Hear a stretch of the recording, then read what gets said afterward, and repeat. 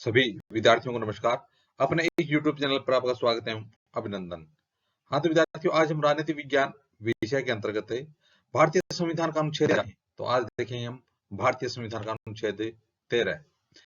अनुच्छेद 13 में क्या लिखा है विद्यार्थियों? मूल अधिकारों से असंगत या उनका अल्पीकरण करने वाली विधियां हैं। इसमें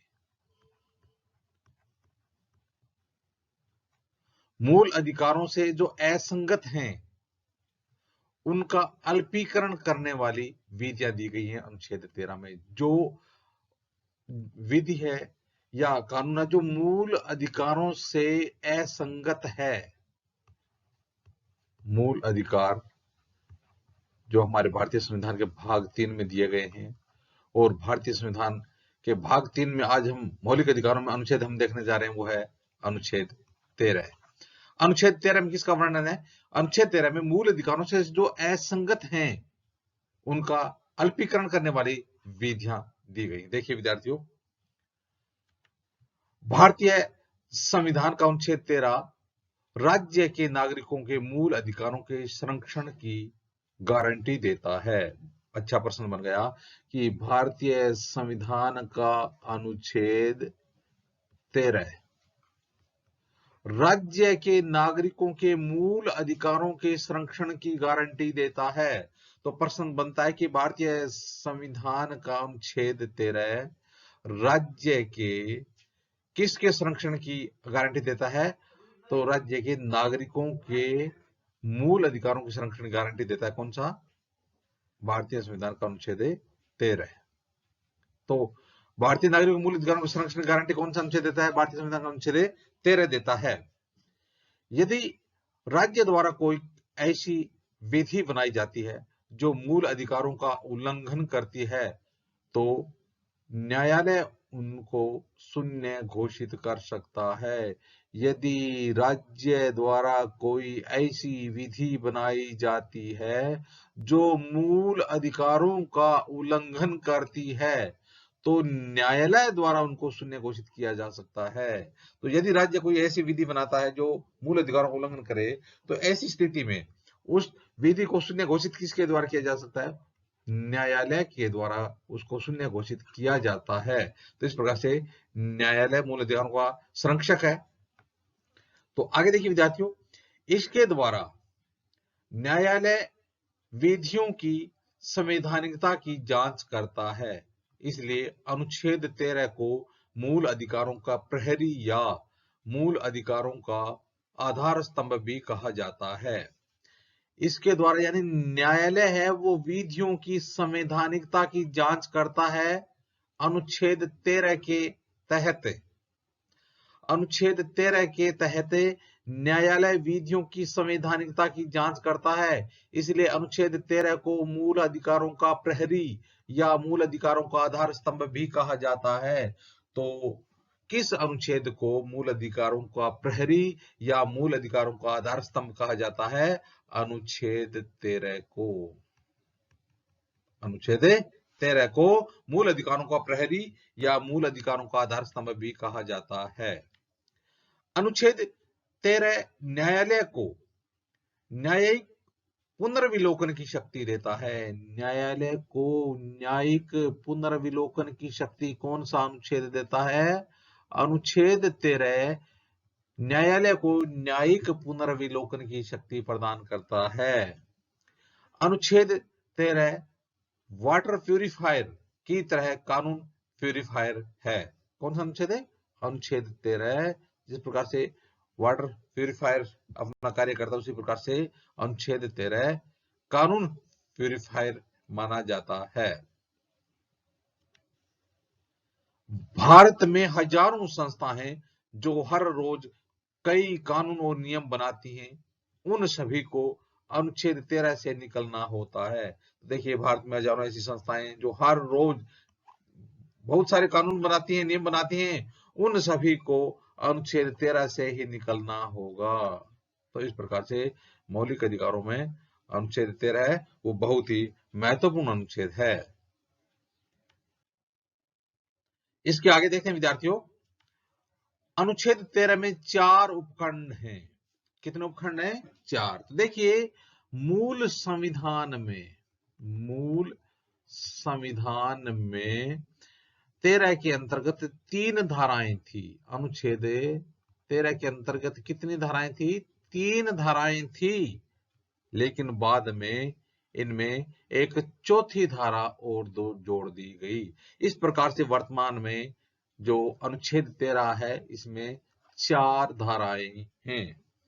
देखिए विद्यार्थियों 13(1) क्या कहता है? 13(1) के अनुसार संविधान के प्रारंभ से ठीक पहले भारत के राज्य क्षेत्र में प्रवर्तित सभी विधियां उस मात्रा तक शून्य होंगी जिस तक वे भाग 3 के उपबंधों से असंगत हैं।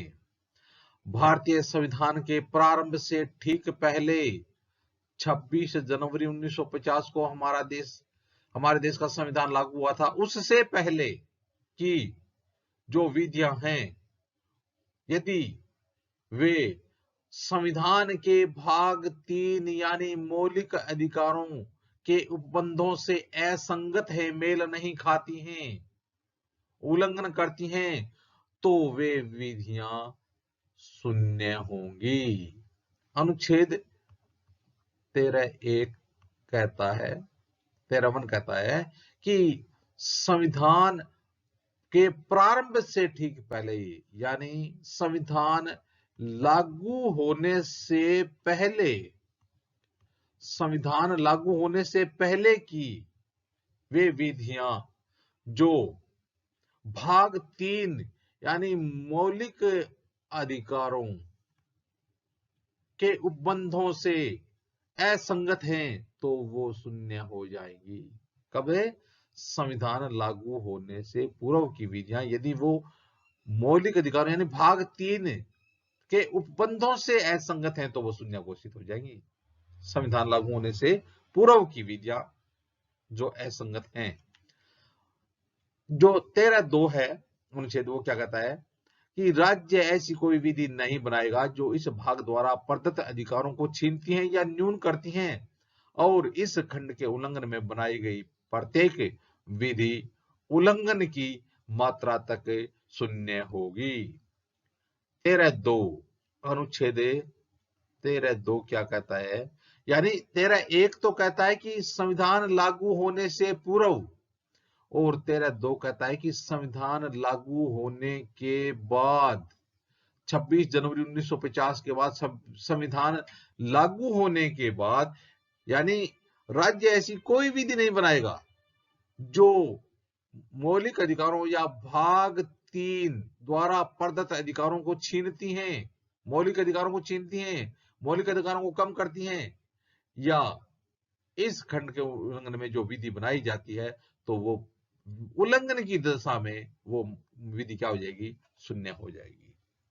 तो भारतीय संविधान के अनुच्छेद जो 13(1) है वो तो कहता है कि संविधान लागू होने से पूर्व की विधि, और दूसरा जो 13(2) भाग है जो धारा है उपखंड है वो कहता है कि राज्य ऐसी कोई विधि नहीं बनाएगा ही नहीं जो इस यानी संविधान में प्रदत्त जो मौलिक अधिकार है भाग संख्या 3 में उन अधिकारों को छीनने वाली ऐसी कोई विधि राज्य नहीं बनाएगा संविधान लागू होने के बाद। यदि बनाता है और वो यदि भाग 3 का उल्लंघन करने वाली विधि है तो वो उल्लंघन की मात्रा में क्या हो जाएगी? शून्य हो जाएगी।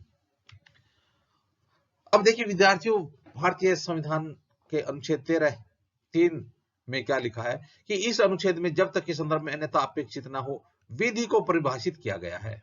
अब यानी संविधान के अनुच्छेद 13(1) में तो कहा गया कि संविधान लागू होने से पूर्व की जो विधि है यदि वो मौलिक अधिकारों या भाग 3 का उल्लंघन करती हैं तो असंगत है तो वो शून्य हो जाएगी। और 13(2) कहता है कि संविधान लागू होने के बाद यदि राज्य कोई ऐसी विधि बनाता है जो मौलिक अधिकारों या जो भारतीय संविधान का भाग 3 है उनके उल्लंघन करके बनाई जाती है तो वो विधि भी शून्य हो जाएगी। अब अनुच्छेद 13(3) कहता है कि विधि है क्या? तो देखिए विद्यार्थियों विधि की परिभाषा दी गई है कि भारत के अंतर्गत भारतीय राज्य क्षेत्र में विधि का बल रखने वाला कोई अध्यादेश, विधि है, आदेश विधि है, उपविधि, नियम, विनियम, अधिसूचना, रूढ़ि या प्रथा, ये सब विधियां हैं। ये सब क्या है? विधियां हैं। विधि की परिभाषा दी गई है। तो इस प्रकार से तो भारत के राज्य क्षेत्र में विधि का बल रखने वाला कोई भी अध्यादेश है तो विधि है, आदेश है, उपविधि है, नियम है, विनियम है, अधिसूचना है, रूढ़ि है या प्रथा, ये सब क्या है? ये विधियां हैं। यानी ये विधि है। इनमें 13(3) के जो उपखंड है उसमें विधि की परिभाषा दी गई है। आगे दिया गया है, प्रवर्त विधि के अंतर्गत भारत के राज्य क्षेत्र में किसी विधानमंडल या अन्य सक्षम प्राधिकारी द्वारा इस संविधान के प्रारंभ से पहले या पारित या बनाई गई विधि है जो पहले निरस्त नहीं की गई है, पहले निरस्त नहीं कर दी गई है, चाहे ऐसी कोई विधि या उसका कोई भाग उसमें पूर्णतया या विशिष्ट क्षेत्रों में परिवर्तन में नहीं है, यानी जिनको पूर्णतया लुप्त नहीं किया गया है। तो ये जो ख में बताया गया, जिस प्रकार से जो 13(3) जो उपखंड है इसमें विधि की परिभाषा बताई गई है। क्या बताई गई है? विधि की परिभाषा बताई गई है और इसमें बताया गया है कि विधि क्या है। तो इसमें यह मान के चलो संसद या विधानमंडल, संसद विधानमंडल यानी राज्य के द्वारा बनाई गई या राज्य के द्वारा राज्य क्षेत्र में विधि का बल रखने वाला कोई अध्यादेश है, आदेश है, उपविधि है, नियम विनियम या अधिसूचना, रूढ़ि या प्रथा, वो क्या है? विधि है। तो इसमें जो 13(3) है इसमें विधि की परिभाषा दी गई है। इस प्रकार से हमने विद्यार्थी पहले भी देखा था कि संविधान लागू होने के समय तक जो भारतीय संविधान का अनुच्छेद 13 इसमें 3 उपखंड थे और एक बाद में कौन सा जो जोड़ा गया था? चौथा उपखंड बाद में जोड़ा गया था। वो भी देखेंगे बाद में कब जोड़ा गया और क्यों जोड़ा गया। हाँ तो विद्यार्थियों, अब हम अनुच्छेद 13 4 उपखंड को देखने जा रहे हैं। तो 13 4 उपखंड में क्या लिखा? इस अनुच्छेद की कोई बात अनुच्छेद 368 के अधीन किए गए इस संविधान के किसी संशोधन पर लागू नहीं होगी। तो कहने का मतलब कि जब 1967 में गोलकनाथ जो मामला था वो सुप्रीम कोर्ट में गया, तो सुप्रीम कोर्ट ने कहा कि राज्य मौलिक अधिकारों में संशोधन नहीं कर सकता। सुप्रीम कोर्ट ने क्या कहा? सुप्रीम कोर्ट ने कहा कि राज्य मौलिक अधिकारों में संशोधन नहीं कर सकता। तो ऐसी स्थिति में सुप्रीम कोर्ट ने कहा कि संविधान संशोधन व सामान्य विधि में कोई अंतर नहीं है। यानी 368 के तहत जब जो संविधान संशोधन किया जाता है और जो सामान्य विधि होती है उन दोनों में कोई अंतर नहीं है, और जो न्यायालय है उनको इस प्रकार से यदि कोई संशोधन किया जाता है तो उस पर विचार करने का अधिकार है। तो ऐसी स्थिति में क्या किया गया कि एक संविधान में संशोधन किया गया, 24वां संविधान संशोधन 1971, 24वां संविधान संशोधन 1971। और इसमें क्या किया गया कि इसके अंतर्गत भारतीय संविधान के अनुच्छेद 13 के अंतर्गत भाग 4 जोड़ दिया गया और इस धारा में क्या कहा गया कि इस अनुच्छेद की कोई बात अनुच्छेद 368 के अधीन किए गए इस संविधान के किसी संशोधन पर लागू नहीं होगी। तो यानी 368 की प्रक्रिया के तहत किए गए संशोधन अनुच्छेद 13(3) की विधि के अंतर्गत नहीं आएंगे। जब सुप्रीम कोर्ट ने कहा ना कि सामान्य विधि और संविधान संशोधन विधि उसमें कोई अंतर नहीं है, तो ऐसी स्थिति में फिर संविधान संशोधन 24वां संविधान संशोधन 1971 करके यह जोड़ा गया कि इस अनुच्छेद की कोई बात है वो अनुच्छेद 368 के दिन किए गए इस संविधान के किसी संशोधन पर लागू नहीं होगी। तो कहने का मतलब कि 368 की प्रक्रिया के तहत किए गए संशोधन है वो अनुच्छेद 13(3) में जो विधि की परिभाषा दी गई है उसके अंतर्गत शामिल नहीं होगी। तो इस प्रकार से यानी 1971 में 24वां संविधान संशोधन करके और उपखंड 4 जोड़ा गया। अनुच्छेद 13 का अध्ययन करने के बाद मन में यह सवाल आता है होगा कि कोई कानून मूल अधिकार में बदलाव नहीं कर सकता है, तो फिर अनुच्छेद 19(1) में दिए गए संपत्ति के अधिकार को कैसे हटाया गया? तो यानी पहले मूल अधिकार में हमने पढ़ा था कि संपत्ति का अधिकार वह मौलिक अधिकार था, लेकिन 19(1) के तहत इसको दिया गया था, तो उसको हटा दिया गया। तो इसको कैसे हटाया गया? तो देखिए विद्यार्थियों, बदलते समय और परिस्थिति के साथ संविधान की मूल संरचना को हानि पहुंचाए बिना मूल अधिकारों में बदलाव किया जा सकता है। तो समय और परिस्थिति के अनुसार संविधान की मूल संरचना को हानि पहुंचाए बिना मूल अधिकारों में बदलाव किया जा सकता है। ऐसे ही संविधान संशोधन जो कि अनुच्छेद 368 के अंतर्गत आते हैं, उनको छूट देने के लिए 1971 में अनुच्छेद 13(4) जोड़ा गया। तो इस प्रकार से अनुच्छेद 13 में उपखंड 4 जोड़ करके और फिर एक ऐसा रास्ता निकालने की कोशिश की गई जिससे मौलिक अधिकारों में भी संशोधन किया जा सके। तो इस प्रकार से विद्यार्थियों, आज हमने भारतीय संविधान का अनुच्छेद 13 देखा। आगे आने वाले वीडियो में इसी प्रकार राजनीति विज्ञान संबंधित सामग्री देखते रहेंगे। आप भी अपने इस YouTube चैनल के साथ बने रहिए। वीडियो देखने के लिए धन्यवाद।